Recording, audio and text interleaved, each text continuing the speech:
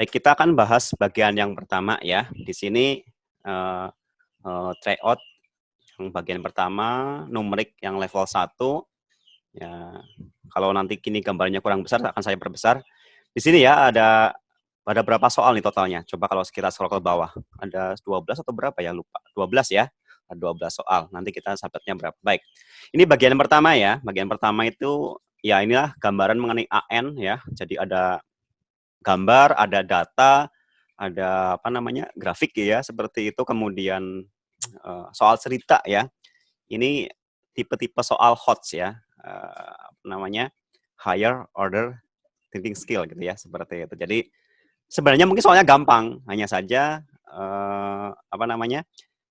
Dari sisi soalnya itu mengajak kita jalan-jalan ya, jalan-jalan berimajinasi, mengimajinasikan apa yang dimaksud oleh soalnya, seperti itu. Sebagai contoh di sini ya, di sini ada gambar ya di mana nih? Di Morok mungkin ya. Ini. Nah, gini. Soalnya gini, ketika Budi ya, atau Budi yang mana, yang belakang mungkin ya. Budi sedang jalan-jalan gitu di pusat perbelanjaan, dia melihat ada sandal nih ya, yang dijual dengan harga oke 40.000. Mungkin saya pakai anotasi ya, coret-coretannya. Baik. 40.000 ya harganya ya, harga gitu aja ya mungkin ya. Harga 40.000. Oke, kemudian ada diskon nih ya. Diskonnya seperti tertera pada gambar. Oke ya, tertera pada gambar. Mana gambarnya? Lah ini nih ya. Di sini ada keterangannya, special discount plus. 50% plus 50% lagi. Kalian sering mendapati kayak gini nggak pas lagi di Moro atau di Rita atau di mana? Pernah mendapati kayak gini nggak? Pernah, Bang. Pernah ya, tapi kayaknya nggak 50, 50, 50, 20 atau berapa biasanya ya gitu ya. Cuman yang contoh ini adalah 50, 50. 50% plus 50%. Ada yang tahu nggak ini artinya apa sih maksudnya? Kalau ditambahin jadi 100% dong. Ternyata enggak kayak gitu ya. Ternyata makna dari apa namanya? Ya dalam realnya ya, dalam kenyataannya ya seperti itu, dalam dunia nyata di bidang penjualan seperti ini tuh maknanya 50% dulu ya, 50% kali harga dasarnya ya. Ketemunya berapa, kemudian didiskon lagi, ketemunya berapa itu plusnya tadi ya. 50% dalam hal ini. Jadi harganya 40.000, kalau kita korting 50%, 50%-nya 40.000 berapa? 20.000 ya. Oke, 20.000. 50% 20.000. Nah, ini baru ditambahkan lagi ya. Kortingan lagi 50%. 50% dari siapa? Ya 20.000 lagi juga kayak gitu. Kira-kira ada gambaran nggak? Iya, Bang. Ya, Ada, seperti itu Bang. ya. Jadi awalnya 40.000, didiskon 50%. Kan 20.000 tuh 50%-nya. Nah, habis itu kita diskon lagi ya. Diskon lagi sampai apa namanya? Dari yang hasil tadi ya 20.000 itu. 50%-nya dari 20.000 tentunya adalah 10.000. Jadi dalam konteks soal ini ya, sandal yang dijual awalnya harga 40.000, setelah 50% plus 50% tuh diskonnya, ketemu harganya ada di 10.000 kayak gitu. Nah, pertanyaannya bukan harganya berapa gitu ya. Ini pertanyaan yang cerdik nih. Pertanyaan hot seperti ini ya. Model-model soal hot kayak gini. Jadi si Budi ini kan dapat uang saku 5.000 nih per harinya. Pertanyaannya, agar bisa membeli sandal tersebut, Budi ini harus mengumpulkan uang saku berapa lama kayak gitu ya. Harganya kan jadi 10.000. Dia sehari dapat uang 5.000. Berarti tentunya berapa hari dong? Simple sekali. Berapa ya? Halo? Dua. 2 hari 2 hari, saja. Bang. Ya. 2 hari saja seperti itu. Oke, good. Bisa ya? Bisa. Jadi kalau yang saya amati apa namanya di soal-soal kayak gini itu gimana ya? Kita harus pandai-pandai mengartikan ya, pandai-pandai mengartikan konteks kalimat soalnya seperti apa. Kadang soalnya sebenarnya gampang, cuma apa pemahaman kita mengenai soal itu ya beda-beda, ini jadi beda hasilnya kan ya. Ada yang mungkin menganggap 50% 15 ini 100% kan. Wah, berarti ini harganya gratis dong kayak gitu misalkan. Ternyata enggak ya. Jadi apa namanya kita perlu pemahaman ya, pemahaman di luar tekstual ya. Inilah contoh soal yang kontekstual namanya ya, sesuai dengan apa yang ada dalam kehidupan sehari-hari seperti itu. Oke, saya harus anotasi terlebih dahulu agar bisa di-scroll. Sebentar. Oh ya, nggak apa-apa lah. Ya. Nah, yang kedua ini agak panjang ya. Nggak apa-apa deh, mungkin kita bahas ya. Atau kalau bisa skip, skip dulu sebentar. Atau mungkin yang ini dulu aja. Ini karena banyak data ya, mungkin nanti diakhirkan juga boleh lah. Oke, sebentar saya mau clear dulu. Ya, kayak gini ya. Oh, kurang ke bawah. Kita ke yang nomor 4 dulu ya, tentang yang ini ya. Ya, dosis anak, dosis obat kayak gitu. Kalau ini kurang besar, saya perbesar terlebih dahulu. Tadi terlalu besar ya. Segini mungkin ya. Oke, baik. Ini cerita lagi ya. Ya, ada gambarannya, tujuannya biar kita bisa sambil membayangkan juga. Di sini kita diminta untuk mencari dosis ya, dosis obat pada bayi, kemudian anak balita juga kayak gitu, ya, seperti itu. Nah, di sini kita tahu keterangan-keterangannya ya, apa sih? Kali ini Gustiner, ini mungkin nama orang atau nama rumah sakit atau nama itu ya. Kali ini Gustiners akan berbagi sedikit pengetahuan tentang cara menghitung dosis obat dengan benar, ya, khususnya pada bayi atau anak balita kayak gitu. Oke, nah keterangan tambahannya apa nih? Untuk menghitung dosis obat yang harus kita tahu dan hafal itu rumusnya. Rumusnya ini ya, bahwa DA ya, DA, nah ini, mungkin saya pakai warna yang lain, merah mungkin ya. DA sama dengan M dikali gitu ya, DD dalam miligram, kemudian dibagi 150 seperti itu. Baik, ini rumusnya ya. Di antaranya ada rumus Young, rumus Dilling, rumus Fried ya, Sagel dan juga rumus Clark. Ini tambahan-tambahan ya. Jadi kalau kita pengen membaca cepat mungkin nggak perlu dihafalin lah ya, ini siapa-siapa dan sebagainya. Oke, lanjut. Kali ini Gustinus akan memakai rumus Fried. Nah, rumus Fried itu yang ini ya. Rumus Fried itu yang ini. Mungkin saya clear dulu ininya ke dalam kurungnya. Baik, ya. Rumus Fried yang menitik beratkan pada umur anak kayak gitu ya. Tergantung umur anak. Kemudian rumus untuk menghitungnya itu ya tadi yang kita bahas. Nah, DA itu dosis anak ya. Seperti itu. DA-nya dosisnya, M itu umur anaknya ya si bayi ini, DD atau itu dosis dewasa ya untuk anak usia 6 bulan mengalami demam tinggi. Atau gimana ini? Ada titik mungkin ya. Ini titik mungkin ya. DD itu dosis dewasa, kemudian anak usia 6 bulan mengalami demam tinggi. Untuk menurunkan, oh ya benar ya, ini titik ya. Anak usia 6 bulan mengalami demam tinggi. Nah, untuk menurunkan panas anak tersebut, mendapatkan obat atau resep obat paracetamol gitu ya. Nah, pertanyaannya, berapa dosis gitu kan yang diberikan untuk anak tersebut? Oke, DD-nya, dosis dewasanya 500 miligram di sini kan. Seperti itu. Berarti kan M-nya ya. Di sini kita harus tahu dulu usianya, monthnya atau bulannya ya, usia-usia dalam bulan. Karena di sini kan rumusnya tuh M ya. Umur anak tapi dalam month seperti itu. M-nya 6 nih ya. 6 bulan. Kemudian DD-nya berapa tadi? 500 miligram. Ya udah tinggal dikalkulasikan saja ke sini ya. Kita substitusi ke sini menjadi dosisnya itu DA kayak gitu ya. Berarti sama dengan berapa nih? 6 per 150 dikalikan 500 ya, kayak gitu. 500 miligram. Nah, kayak gitu. Kira-kira seperti ini ya. 65, 30, 3000, 3030 sama 15 ada hubungan ya. Seperti itu sehingga hasilnya 200, berarti 20 ya. 20. Ketemunya adalah 20 miligram. Kayak gitu. Ya. Jadi kalau kita simpulkan si anak ini akan mendapatkan dosis gitu ya sebanyak 20 miligram kayak gitu dari si obatnya kayak gitu. Clear? Cukup jelas?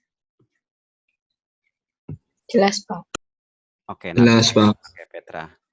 Saya clear dulu ya nih, terus mau scroll jadi anotasinya dihilangin dulu. Itu yang pertama. Nah, ini ada lagi nih ya, ada masih hubungannya sama yang tadi.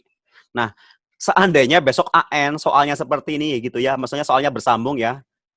Kayaknya kita kan belum pernah juga ya. Kayaknya ya datanya sama, cuma mungkin yang beda adalah pertanyaannya ya. Kalau yang kalian pahami mungkin kemarin pas lagi tryout seperti itu ya. Ya, lihat sekilas saja tuh kan sama tuh ya. Sekilas tuh sama persis. Cuma mungkin yang ditanyakan gitu ya. Yang ditanyakan. Oke, ya kan sama persis tuh.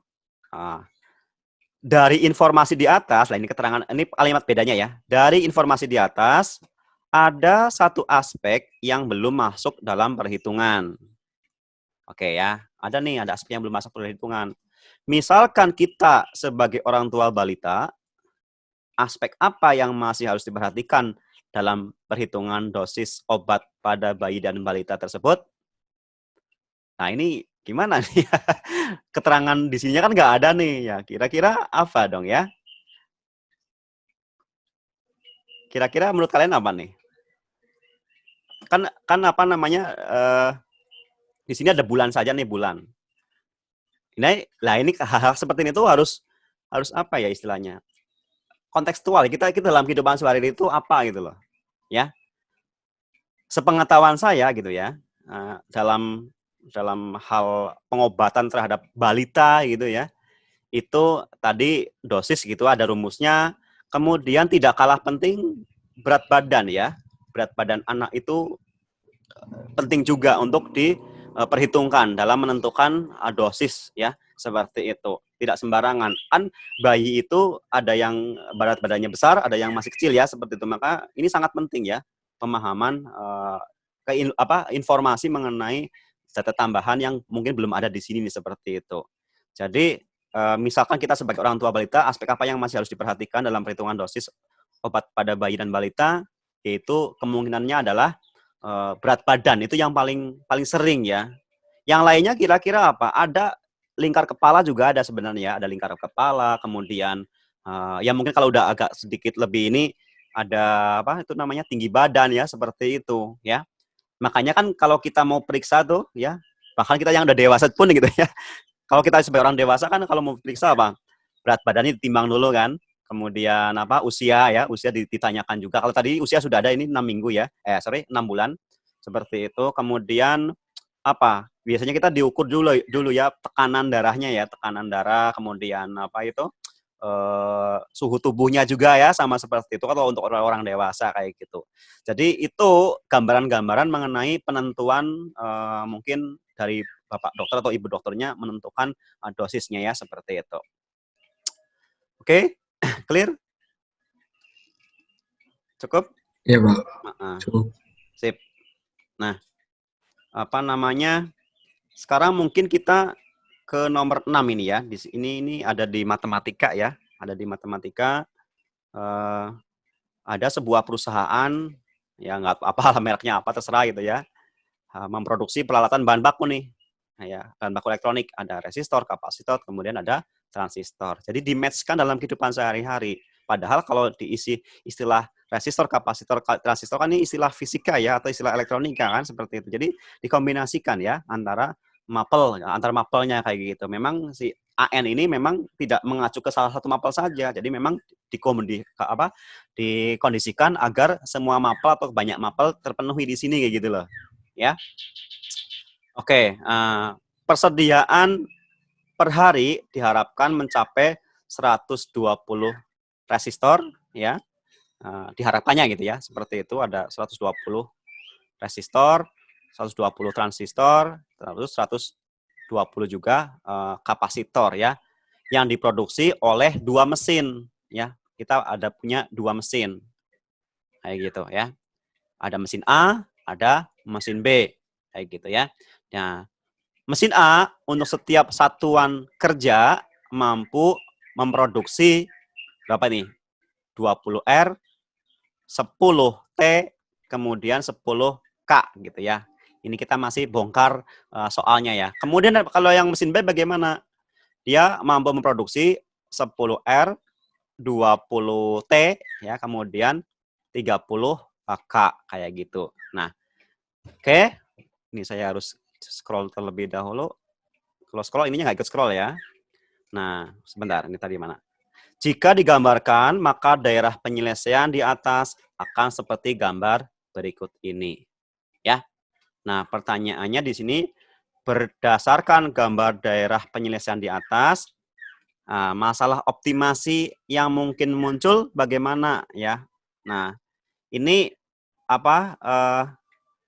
Dari gambar ini kan diketahui daerah terbatas ya, yang ke bawah dan tidak terbatas yang ke atas. Ya, terbatas ke bawah, tidak terbatas yang ke atas ya. Ini terbuka ya. DP-nya kan yang di bagian yang putih ini seperti ini ya. Nah, karena tidak terbatasnya ke atas, berarti paling bawahnya dapat dikatakan apa ya istilahnya ya? Nilai minimum mungkin ya, lebih tepatnya ya. Kan ada kalau kita membahas di matematika seperti ini ada yang namanya nilai minimum sama nilai maksimum. Nah, ini kan yang bagian bawah ini terbatas nih ya. Batasnya lah katakanlah seperti itu. Ini terbuka yang DP itu sangat terbuka ya, daerah penyelesaiannya yang bagian putih terbuka banget. Nah, di sini kan ada apa istilahnya ya, cara gampang kita bilang persilangan ya, persilangan antar ininya ya. Titik temunya di sini nih. Nah, titik temu itu yang sebagai optimasi itu kira-kira sebagai apa nih? Nah, dapat dikatakan ini masalah yang mungkin muncul itu nilai minimum ya, karena terbatas ke bawah sehingga nilai terkecil pasti dapat kita cari kayak gitu, nilai minimumnya di mana seperti itu ya. Nah, nilai maksimum nggak bisa karena ini terbuka ke atas ya. Dari sisi gambarnya saya sudah terlihat seperti itu. Itu kurang lebih yang bisa disimpulkan ya. Jadi kita bisa mencari nilai minimumnya dari gambar ini seperti itu ya. Cuma saya nggak tahu ini kemarin pilihan ganda atau isai ya, saya lupa juga nih. Oke, itu yang nomor berapa tadi belum nggak kelihatan. Oke, ini saya clear dulu ya. Oh, anotasi dulu seperti itu. Sebentar. Kurang lebih itu kesimpulannya ya. Baik, kita mungkin lanjut saja sampai 12:30 seperti pertemuan sebelumnya. Oh, ini harus di-scroll dulu lebih dahulu. Nah, sekarang kita mungkin masuk ke soal yang berikutnya, yaitu soal nomor 7. Nah, di sini ada apa yang namanya infografis ya. Infografis mengenai apa ini, data apa ini? Dari BPS ya. Dari BPS. Dari BPS ini perkembangan pariwisata bulan November yang bagian atas. Kemudian ini kedatangan wisatawan mancanegara ya, November 2020 menurut kebangsaannya dari negara mana seperti itu, dan keterangan-keterangan lain nih ya, keterangan-keterangan lain. Kalau kalau saya kemarin mencoba menjawab, saya mungkin kalian sama ya mungkin ya. Kalau beda bisa dicoba, atau saya nggak tahu kalian caranya seperti apa. Kalau versi saya kemarin cara menyelesaikan soal biar nggak kelamaan gitu ya, kita jangan pedulin dulu nih ininya grafiknya gitu ya, termasuk yang bacaan, yang literasi, tapi kita langsung mengacu ke sininya nih ya, ke apa yang mau dicari informasinya dari soal tersebut kayak gitu ya. Kalian seperti itu nggak atau baca dulu? Barangkali ada yang mau berbagi cerita nih. Halo. Iya, seperti itu.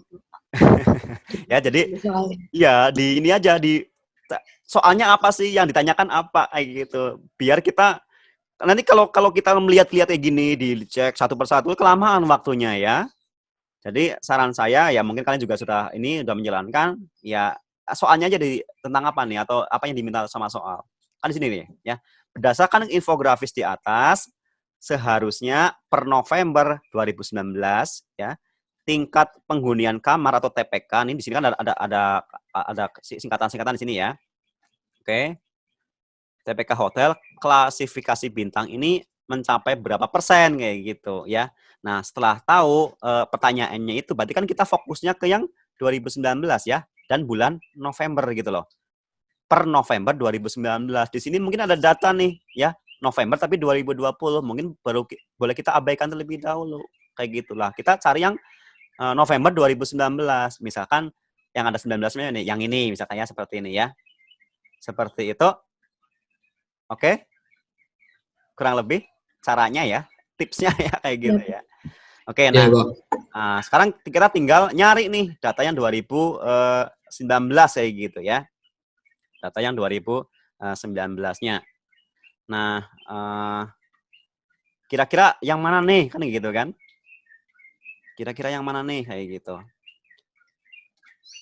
Di sini ada data 2000 Januari sampai November 2019 14,3%. Ini apa? Nah, ini perkembangan kumulatif kunjungan wisatawan mancanegara dalam juta ya. Berarti kan 14 juta kayak gitu ya, seperti itu. Nah, kalau di sini mengacunya ke persentase, perhatikan mana sih tadi ya soalnya, oh ini ya, dalam persentase ya cari juga yang yang ada persentasenya mana kayak gitu ya, seperti itu. Nah, ini juta ya kan, jalan juta kunjungan, ini jumlah kunjungannya, ini ribuan kunjungannya ya. Oke, dalam ribuan ya, jumlah kunjungan wisatawan mancanegara tapi ribuan, seperti itu. Nah, ini ada persentase nih, apakah ini termasuk ataukah bukan gitu ya, yang 13,90 ini, tapi ini menyatakan apa, jumlah kunjungan wisatawan mancanegara gitu ya. Oke, disimpan dulu. Nah, ada lagi persentase lagi, tapi ini persentase November 2020 menurut kebangsaannya ya, seperti itu. Mungkin di keep dulu seperti itu. Kemudian, nah ini ya, nah ini ada TPK-nya nih ya, baru ketemu nih ya. TPK, tingkat penghunian kamar atau TPK ya, hotel klasifikasi bintang di Indonesia. Oke, seperti itu. Udah ketemu yang tentang TPK nih, ya. Nah, di sini ada 40,14% nih, ya. 40,14%. Lah, ini tuh apa sih? Ini tuh 2020-nya ya. Ini 2020-nya. Karena di sini ada keterangan, ada tanda ini ya, tanda turun nih. Kalau tanda naik kan mana? Tadi ini tanda naik ya, yang segitiga seperti ini. Ke atas berarti tanda naik, ini tanda turun. Nah, ini tuh data yang 2019 yang 18,44 itu penurunannya ya. Turun 18,44. Nah, 2020-nya 40,14. Seperti itu ya. Jadi oke, 2020 November gitu ya, ini sama-sama November, itu 40,14% nih, seperti itu. Nah, turunnya berapa? Turunnya 18,44. Berarti kan sebenarnya November 2019 lebih tinggi yang dari yang 2020 kan. Nah, oleh karena turun 18,44%, berarti kita bisa tahu dong ya 2019 itu berapa bulan Novembernya. Tinggal ditambahkan saja lagi ya, dibalikan seperti itu. 85,85 ya. 58,58% kayak gitu. Ya. Jadi ini November 2020, ini penurunannya dari tahun sebelumnya. Berarti tahun sebelumnya adalah yang 2019 sebesar 58,58%. Clear? Clear, Bang. Clear ya. Oke. Ada pertanyaan barangkali? Silakan. Misalkan ada. Cukup? Cukup dulu? Cukup, Pak. Oke, sip. Ya, kalau cukup saya scroll terlebih dahulu. Ya. Ingat ya, kayak curiganya besok AN itu akan seperti ini juga ya. Jadi dari soal ke soal itu ada kaitannya. Maka misalkan seperti ini nih, ya muncul lagi gini, kemungkinan besarnya datanya sama, ya. Atau memang datanya sama, kemudian kita tinggal fokus ke jumlah wisatawan Tiongkok pada 2020 berdasarkan infografis adalah, ya itu kan pertanyaannya lah. Kita fokusnya berarti apa? Ya ke ininya kan, ke apa namanya? Ke data dari mana ya negara asalnya seperti itu. Nah, di sini adalah dari wisatawan Tiongkok. Nah, jumlah wisatawan Tiongkok pada November 2020 berdasarkan infografis di atas ini. Nah, ini adalah apa nih? Berapa mungkin jumlah mungkin ya? Ada berapa nih kayak gitu ya, seperti itu. Perhatikan nih. Di sini ada data kedatangan 20 November 2020 sesuai dengan soal berarti kan, muat kebangsaan. Di sini 3,72 dalam persentase kan, ya. 3,72 sumbangan wisatawan mancanegara ke Indonesia 2020 bulan November itu 3,72%-nya dari Tiongkok. Nah, kalau ingin tahu apa namanya berapa jumlah wisatawan dari Tiongkok, ya kita tinggal cari tahu apa total kunjungan dari seluruh negara seperti itu. Nah, kita cari nih, ada nggak datanya kayak gitu, ya. Nah, kita cari mana nih, ada nggak data kunjungan. Nah, ini nih ya. Ini Oktober 2020, ini mancanegara tuh ya, Oktober 2020, 153,92 apa dalam ribuan kunjungan. Berarti kan 100, kalau yang ini November 2020 nih ya. Berarti yang ini yang dimaksud oleh soal nih, ya. November 2020 itu 175,31 ribu kunjungan. Berarti ini tinggal dikalikan 1000 saja atau 175 ya. Sebentar. 175.310 kayak gitu. Ya. Oke. Nah, itu kan totalnya ya kan jumlah wisatawan mancanegara totalnya berarti kan. Nah, kita cuma sekarang ngambil dari Tiongkok saja. Tadi dari Tiongkok berapa persen ya? Sebentar, ini saya harus scroll terlebih dahulu. Mana nih? Oh ini ya, 3,72%-nya kayak gitu. Berarti apa? Tinggal 3,72% ya, atau 3,72 per 100 dikalikan itu kayak gitu. Ya. Nah, ini perlu otak-atik ya, perlu kalkulasi kayak gitu. Nah, ini ada tips lagi nih, seandainya ini pilihan ganda dan kita bisa ngotak-ngatik agak lumayan cepat, atau ini kalau pilihan gandanya itu perbedaannya cukup jauh ya antar ABC-nya seperti itu, kita bisa estimasi saja. Misalkan gini nih, ini kan 175.310, berarti kalau 10%-nya 17.531 gitu kan. Kalau 1%-nya berarti berapa? 1.753,1 kayak gitu kan. Nah, tinggal nanti dikalikan 3,72 kayak gitu ya. 3 kali lipatnya ini saja berapa nih? 17 dikalikan, ini kan tapi ini hampir 4 ya. Ini hampir 4 kali lipatnya ini loh. Ya. Hampir 4 kali lipatnya 1,753 atau ya 3,75-nya deh, nggak apa-apa ya. Coba ini cuma estimasi ya, seperti itu. Syukur-syukur pilihan A, B, C, D-E-nya itu berjauh-jauhan ya. Misalkan kepala 4, kepala 5, kepala 6, dan seterusnya ya, kepala 7 ya. Depannya 4.000, 5.000 berapa, 6.000 berapa. Ini bisa cepat ya, tanpa kita harus utak-atik kayak gini, kayak waktu cara SD, 3,72 dikalikan. Nggak harus seperti itu ya. Jadi apa ya istilahnya, kita harus pandai-pandai mengestimasi juga atau memperkirakan juga kayak gitu ya. Nah, misalkan ini 17 gitu ya, 17. Ya ini anggap aja 4 gitu ya, kan hampir 4 tuh. Hampir 4 kayak gitu kan. Berarti kan 40 sama 28 ya, 68 tuh kan. 68 ya. 68 kalau ininya 17 atau 1.700, ininya 4 gitu kan. Berarti kan nggak nyampe 68 tuh, 6.800 ya. Lalu bagaimana misalkan kita bisanya kalikan 3 ya. Ini kalikan 3 nih, misalkan kalikan 3 kayak gitu kan. Ya, 30 sama 21, 51. Kalau ini 1.700, ini 3 saja, ini ketemunya 51 ya, 5.100. Berarti di range antara 5.100 sampai 6.800 ya. Selisihnya berapa ini? Selisihnya 1.700-an kan? Nah, ini kan 0, sekian gitu ya, 0,25-nya ya, kurangnya dikit banget ya seperti itu. Berarti kan cenderung di atas 6.000 gitu ya. Cenderung di atas 6.000. Oke, ini juga semacam apa ya? Bisa dikatakan taktik atau tips atau trik atau apa gitu ya, seperti itu. Ya kalau misalkan kalian mentoknya susah gitu ngetriknya ya manual gini, itu manual ya.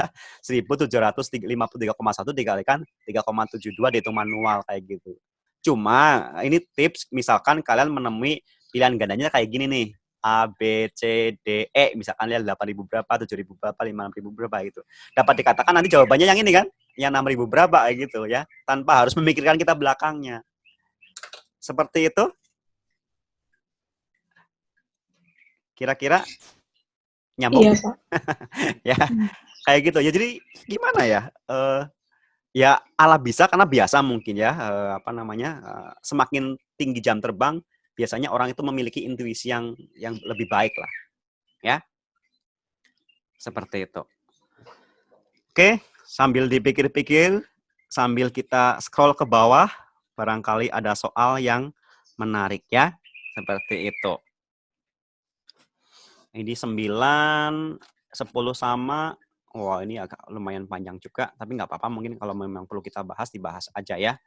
Atau nomor 12 juga ini kayaknya kalau dari sisi soal ini nomor 12 sedikit ya ininya yang nggak terlalu apa istilahnya panjang lebar lah ya kayak gitu. Cuma kan ini mungkin justru analisisnya yang agak panjang nantinya seperti itu. Oke. Misalkan saya mau bahas yang nomor 9 aja deh ya. Yang nomor 9, mana nomor 9 tadi?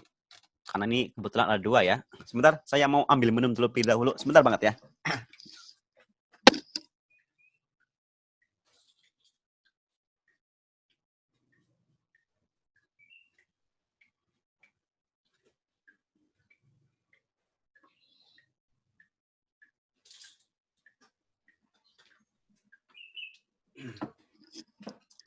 Baik, kita mulai lagi ya. Nah, ini kayaknya harus diperkecil deh. Nah, segini mungkin ya. Baik. Nah, di sini ya ada grafik ya, grafik pendapatan Andi per tahun dalam juta ya. Seperti itu. Artinya apa ini? 1 juta, 3 juta, 6 juta, 10 juta, 15 juta tahun kelimanya kayak gitu ya. Nah, kalau kita belajar tentang deret ya itu ada deret aritmatik, ada deret geometri. Itu ini apa namanya cenderung ke arah sana ya, cenderung ke arah sana karena ada polanya nih ya seperti itu. 1 sama 3 selisih 2, 3 sama 6 selisih 3, 6 sama 10 selisih 4, 10 sama 15 selisih berapa? 5 ya. Polanya kayak gitu ya, selisihnya nambah 2 jadi 3, 4, 5. Tentunya tahun ke-6 selisihnya 7 ya. Tahun ke-8 dan seterusnya ya. Tahun ke-7 selisihnya 8 seperti itu. Oke, nah seandainya kita sudah oke di bidang apa dalam hal mengenai deret geometri atau apa deret aritmatik ya, kemudian ada pola-pola ya, pola-pola yang dapat terbentuk seperti apa. Nah, ini perlu pembiasaan sih ya, perlu pembiasaan dan kita perlu berlatih agak banyak juga. Nah, nanti kalau sudah terbiasa nanti kita dapat menemukan polanya. Polanya seperti apa sih? Maksud saya gini loh. Salah satu contoh ini contoh aja, ini contoh ngarangnya gitu ya. Apakah polanya misalkan n plus 1, n itu ininya ya 1, 2, 3 seperti itu. Apakah yang lainnya ini kan namanya pola ya, berdasarkan data yang sudah ada kayak gitu. Jadi ada data pertama, data selisihnya seperti apa, apakah geometri atau aritmatik, misalkan seperti itu ya. Dan nanti kita susun polanya. Contohnya kayak gini nih, contoh bentuk pola tuh kayak gini seperti itu. Sehingga kita tidak perlu mengisi apa ya, misalkan tahun ke-20 ini berapa nih? Nggak perlu repot-repot ditambah-tambahin manual kayak gitu. Karena kalau sudah tahu polanya dan dibikin rumusnya nanti, oh berarti ini 20, ini 20 kayak gitu loh. Ya 20 dikali 20 plus 1 atau 20 kali 21, nanti ketemunya segitu. Tanpa harus manual yang satu, berarti kan satu dikali 1 tambah 1. 2 dikali 2 tambah 1 kan gitu kan. Kalau misal manual gitu manualnya. Nah, harapannya adalah kalian bisa apa namanya membuat rumusannya dari pola yang sudah ada. Sekiranya mentok ya nggak apa-apa cara manual, tetapi ya pasti akan lama ya seperti itu. Nah, sekarang kita bermain-main dengan waktu nih. Apakah akan mencari menggunakan pola ataukah akan secara manual kayak gitu ya. Ini lagi-lagi pilihan dan matematika tentunya mengharapkan menggunakan pola seperti ini. Tapi lagi-lagi ini berkaitan dengan waktu, kira-kira apakah menggunakan pola, kalau menggunakan pola butuh waktu yang lama juga untuk mencari polanya kayak gitu ya. Tentunya akan menjadi apa ya, nggak efektif ya, kurang efektif atau kurang optimal seperti itu, sehingga mungkin cara manual lah yang lebih tepat dipilihnya kayak gitu. Ini juga tips lagi ya atau triksnya lagi ya seperti itu. Oke, itu gambaran mengenai soalnya. Ini belum selesai, saya clear terlebih dahulu saja. Oke, nah di sini soalnya ya, berdasarkan pola grafik di atas, maka dapat diperkirakan penghasilan Andi dalam setahun pada tahun ke-7 nih. Ya, akan menghasilkan berapa kayak gitu. Ya, dalam setahun pada tahun ke-7. Berarti kan ini tahun ke-6, tahun ke-7 kayak gitu ya. Oke, boleh pakai, ingat ya, boleh pakai apa namanya yang pola tadi seperti itu, ada rumusannya UN gitu ya. UN sama dengan ya kan. Tadi misalnya sama dengan apa tadi contohnya apa tadi N dikali N+1. Ini contoh saja ya seperti itu. Apakah menggunakan rumus kayak gini atau secara manual. Tapi kalau kita lihat ini kan udah sampai ke-5 nih ya. Untuk ke-7-nya kan cuma tinggal 2 step lagi ya. Mungkin kita bisa menggunakan cara manual kayak gitu. Ya, di sini apa? Selisihnya adalah 2, selisihnya 3, selisihnya 4, selisihnya 5, dapat dikatakan ini selisihnya berapa? 7. Sorry, 6. Dan ini selisihnya adalah 7 kayak gitu. Karena selisihnya apa namanya 6, maka habis 15 berapa? 21 ya. Seperti itu. 21 juta itu pada setahun pada tahun ke-6. Nah, pada tahun ke-7-nya ya kan mendapat peningkatan sebesar 7 juta, berarti nanti ketemunya 28 kayak gitu atau 28 dalam juta. Jadi berdasarkan grafik ini, maka dapat diperkirakan penghasilan Andi dalam setahun pada tahun ke-7 adalah 28 juta kayak gitu. Ya. Itu kalau menggunakan cara manual ya.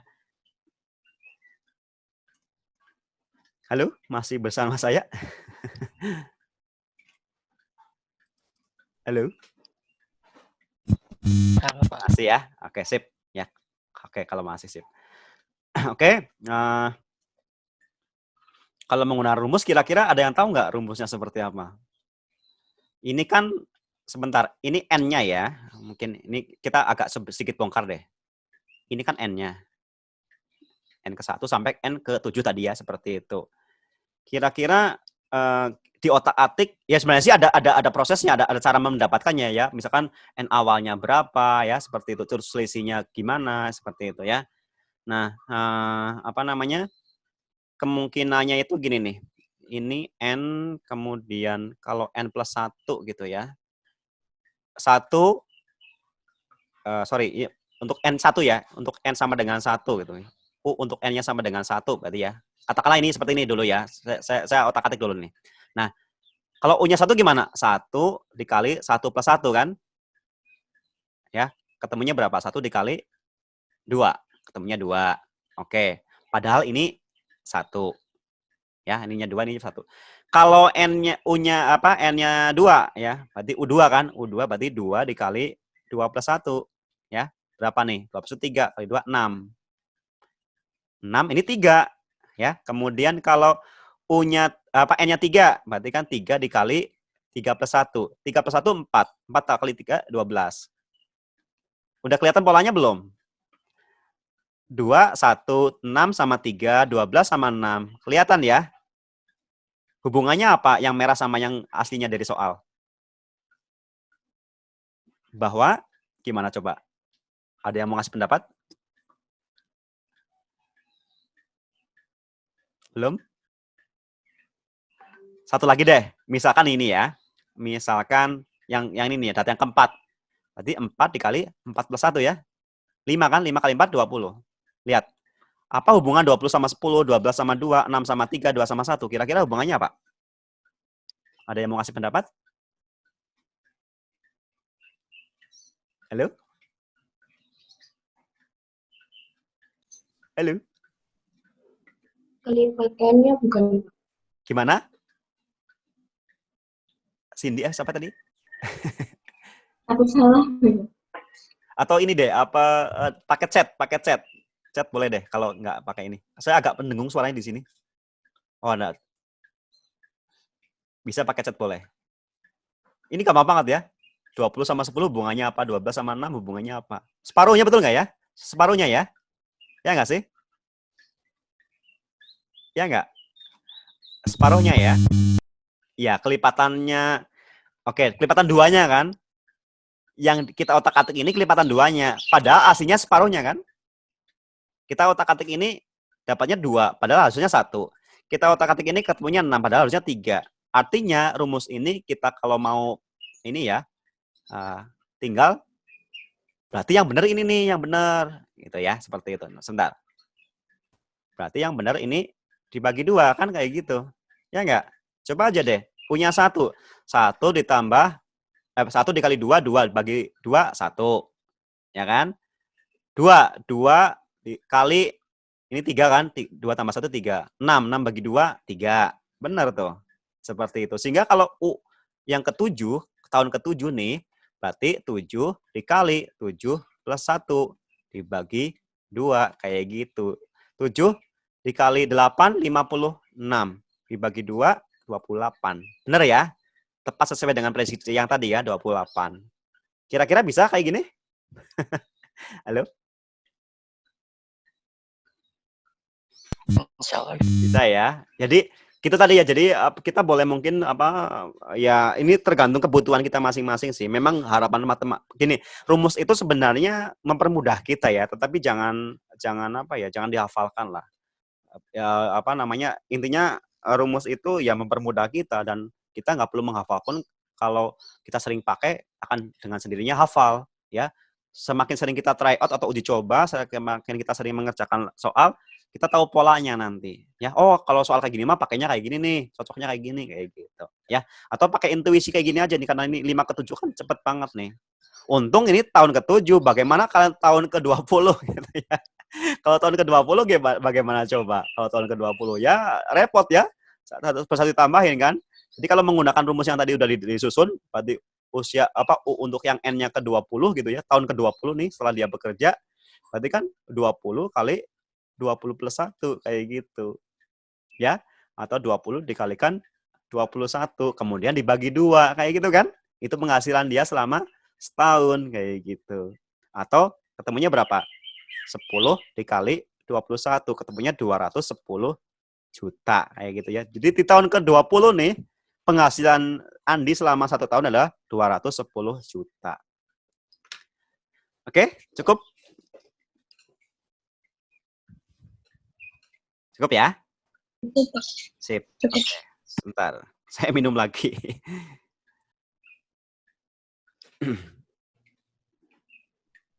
Baik. Kita ke nomor selanjutnya ya. Nah, oke sebentar. Kita clear dulu ya. Ke nomor selanjutnya. Berdasarkan pola grafik di atas, maka jumlah penghasilan, ini jumlah nih ya. Berapa sih jumlah penghasilan Andi sampai tahun ke-7 kayak gitu ya. Nah, ini kalau ini sih kayaknya hitung manual ya. Hitung manual. Tetapi kalau kita sudah tahu namanya rumusannya ya. Yang anggap aja yang tahun ke-6 belum tahu gitu ya. Bisa pakai U6 gitu kan. Jadi gimana tadi? Setengah ya? Setengah N atau N dikalikan N plus 1 bagi 2 gitu ya. Seperti itu. Ya. Berarti tahun ke-6 ya 6 ditambah 6 plus 1 dibagi 2. 21 kan? 21. Berarti di sini tadi berapa? 21, kemudian 28. Tinggal tambahkan manual ya. Seperti itu ya. 1 ditambah 3 ditambah 6. Ya. Berapa? 10, 10, 20. Sama 15. 35, ya kan? 35, kemudian sama 21, berapa? 56, sama 28 nih, gitu kan? Berapa? 84 ya. Ketemunya totalnya setelah Andi bekerja selama 7 tahun gitu ya, dia berpenghasilan sebesar 84 juta. Kayak gitu ya. Ini berdasarkan apa yang diminta oleh soal tersebut. Oke, seperti itu. Iya. Oke ya. Agak capek nih. Oke.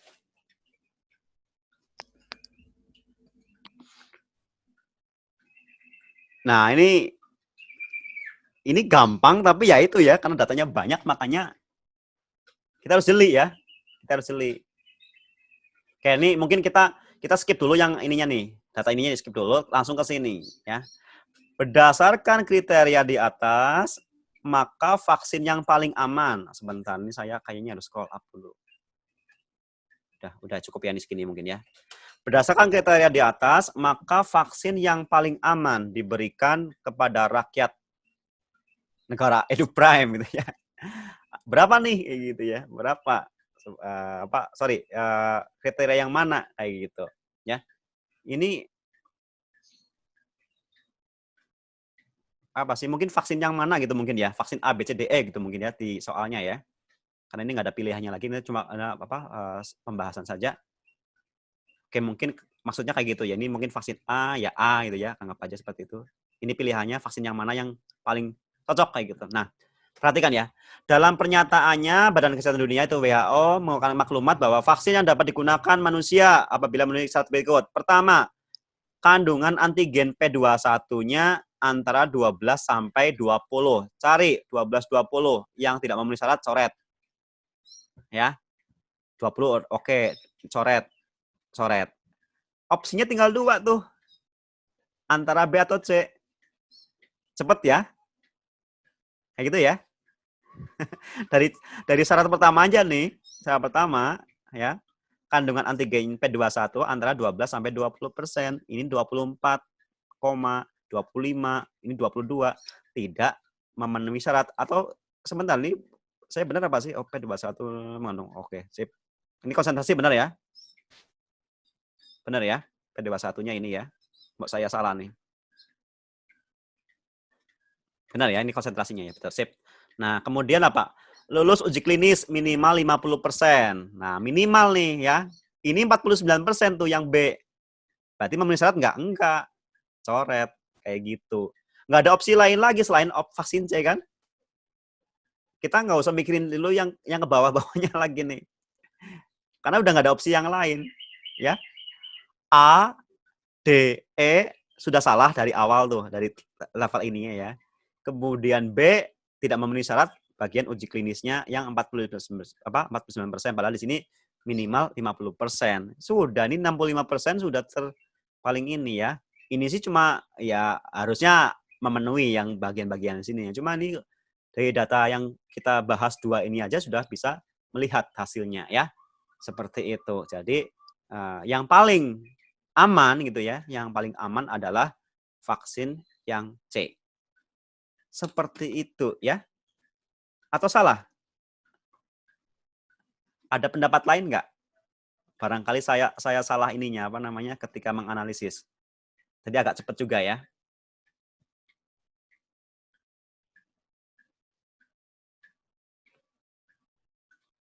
Halo, barangkali ada yang mau ini?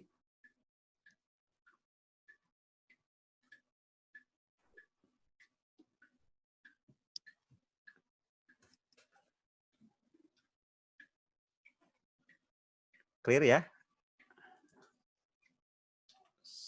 Saya scroll terlebih dahulu. Oke. Lanjut. Nah, ini juga bisa nih ya, yang nomor 12 nih. Oke, di sini apa nih? Andi seorang karyawan ya. Perusahaan oke. Nah, dalam jangka panjang asuransi yang lebih menguntungkan yang mana kayak gitu. Ini datanya ya, ada asuransi A, ada asuransi B. Variabel itu apa nih? Tahun mungkin ya, ini tahun ya. Yang 1 ya, 1 sampai 8 itu tahun. Benar ya, ini berikut ini gambaran perkembangan nilai asuransi jiwa dalam 8 tahun terakhir ya. Tahun pertama sampai tahun ke-8 ini apanya nih? 2 sampai itu menyatakan apa sih ya? Menyatakan nilai apa nih? Ada yang tahu nggak? Oh, nilai asuransinya, misalkan juta ya, 2 juta gitu mungkin ya. Seperti itu. Kalau kita lihat polanya nih ya, 29, 16, 23, 30 dan seterusnya. Semuanya naik ya, ada kenaikan. Tapi mungkin kita fokus ke apa ya? Ke kenaikannya berapa besar ya, seperti itu ya.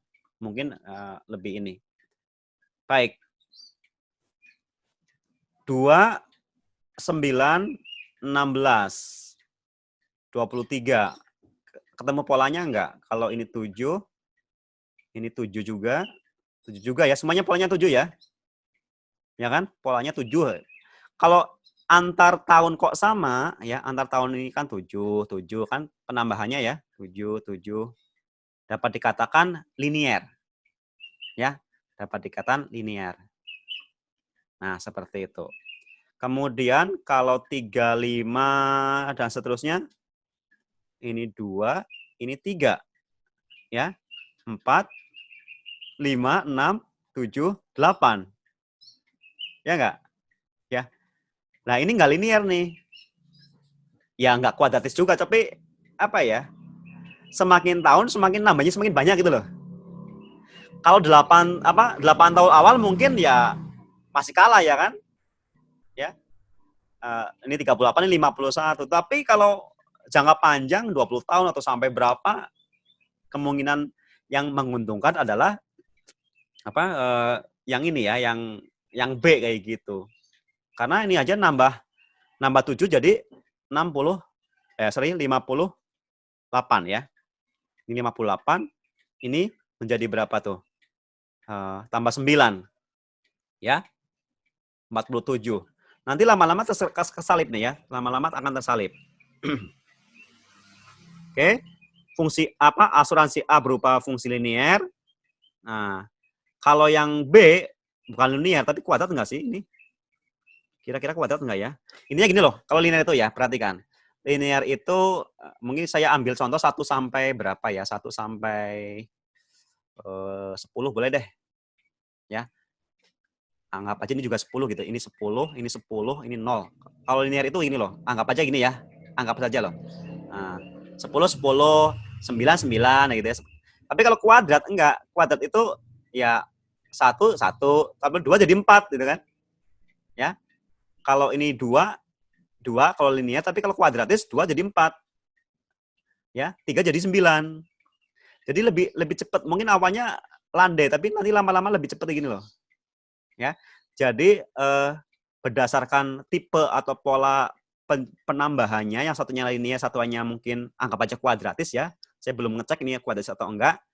Tapi kelihatan ya bahwa polanya, kurvanya itu yang kalau mau kita bentuk, yang bagian B, asuransi B itu cenderung naiknya cepat kayak gitu loh. Yang suatu saat akan menyalip yang linear ya. Istilah kerennya itu yang A itu flat ya, datar gitu ya. Yang ini enggak ya. Seperti itu. Jadi ya asuransi B lah yang lebih menguntungkan untuk jangka yang lama seperti itu. Oke. Nah, itu analisisnya ya. Caranya seperti itu. Ada cara manual, ada cara grafis mungkin seperti itu. Ya cara manualnya kayak gini, ini cara grafisnya ya. Lengkungannya seperti itu. Kayaknya waktunya juga sudah habis ya.